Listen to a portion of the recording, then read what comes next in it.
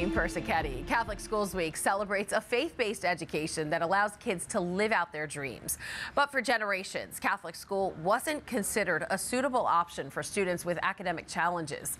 In recent years, the Diocese of Brooklyn has made significant strides in special education and today offers an array of services that help students thrive. Currents News' Jessica Easthope joins us now. Hi, Jess. Hi, Christine. And parents aren't just staying with Catholic school, they're choosing it after making informed decisions for their children's futures. And this new era of education in the Diocese of Brooklyn is designed to help all types of learners succeed. And with inclusive accommodations and services, administrators, educators, students, and parents are feeling more empowered than ever before. Let's take a look at this testimony.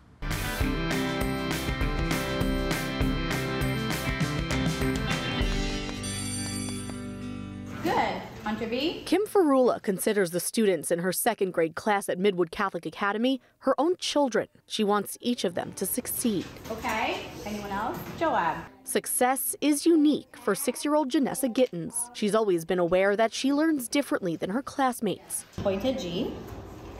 What picture's in G?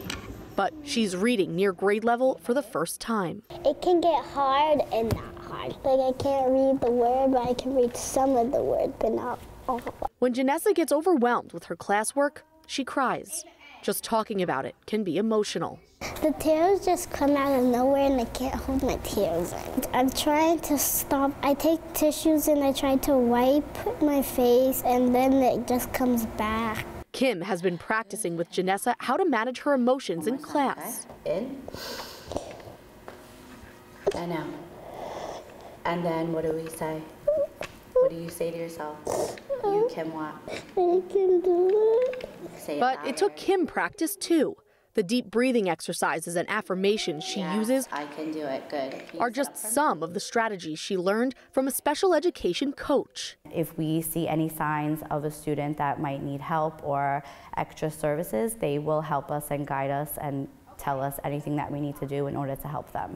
So my job is to make them feel more comfortable in supporting the special education population in the class, because a lot of what we're trying to move away from is just the direct teacher-led instruction, one-size-fits-all lesson planning. Amy Morelli is a special education coach. She teaches inclusive strategies that entire classrooms can benefit from. Right now, teachers in 40 Diocese of Brooklyn schools are receiving coaching services. Now they have the tools and the teacher has the understanding of how to support them. The look of special education in the Diocese of Brooklyn has undergone a dramatic change. This school year, Luisa Manzo was brought on as the first ever special education field representative. She's an advocate for students with academic challenges. Sometimes it takes a little bit of a push. Individualized education service plans, or IESPs, occupational therapy, speech therapy, and special education teachers are offered today at every Catholic academy in the diocese. Manzo says 10 years ago, they didn't exist. We want the student to feel confident. We want the student to be successful. We want them to thrive. We want them to learn. We look at those IESPs and we make sure, yes, this is the right setting. Without those services, Janessa's mom, Kristen, would have had to send her daughter elsewhere. When they told me that she could get the help she needs here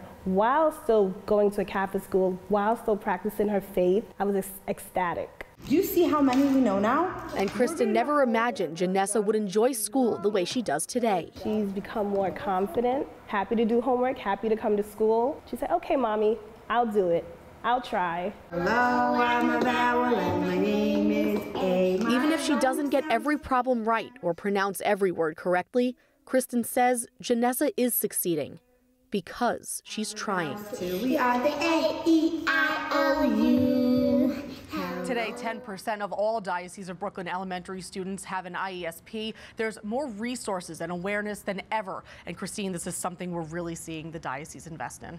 Wow, Jess, and it really is a testament to the dedication everyone has for student success, from administrators all the way down to teachers and parents too.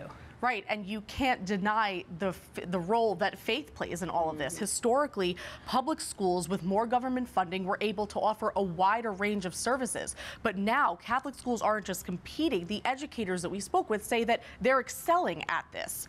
And all while faith remains at the core of every classroom, every strategy, and every school day. And I want you, Christine, to listen to another part of the interview that I did with Amy Morelli, one of those special education coaches, about the contrast that she sees between what she's seen in public schools versus Catholic schools. Take a listen.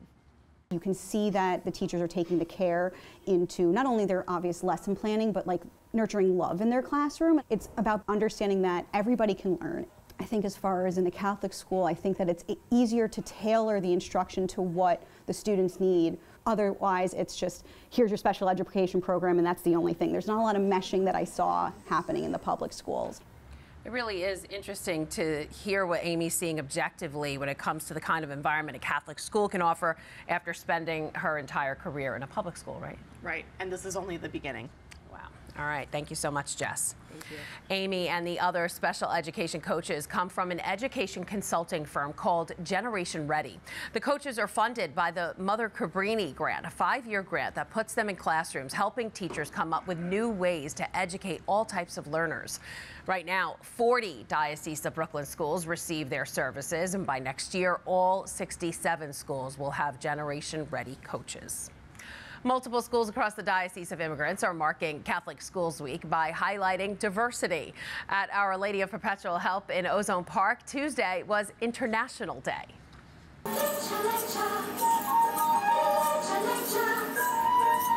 Every class in the Queen's School studied a country of their choice, learning and displaying every aspect of that culture through art, dancing, food, and more. On Tuesday, students grabbed their passports and took a journey around the world, starting with pre-K, where one classroom turned into Italy, and going all the way to 8th grade, where one class celebrated India. Students told Currents News they were happy to learn about the different cultures.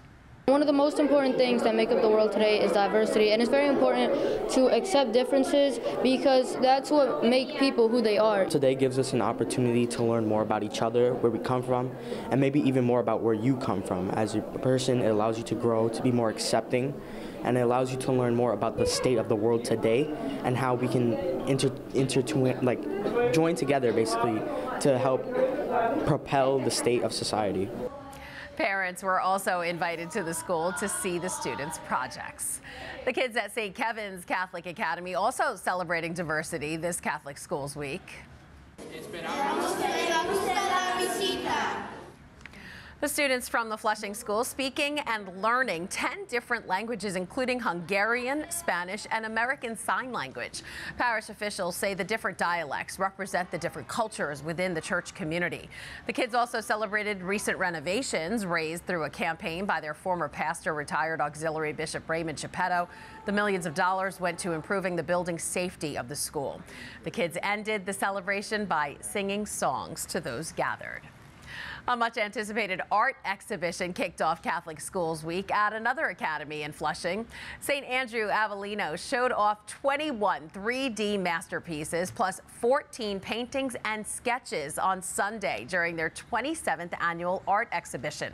Students from pre-K to 8th grade created elaborate displays themed around iconic stories, from the biblical, like the resurrection of Jesus, to the secular, like Alice in Wonderland and the movie 101 Dalmatians. The art program at St. Andrew Avellino has previously won awards for their Little Picasso, so we're excited to see what other works of art they produce in their future. So talented. Be sure to stay with Currents News and the tablet for continuing coverage of Catholic Schools Week. And if you're interested in sending your children to Catholic school, just visit CatholicSchoolsBQ.org or call 718-965-7380 for more information. That is this Currents News update. I'm Christine Persichetti. Thank you for joining us, because we are putting your faith in the news. Hope to see you again next time.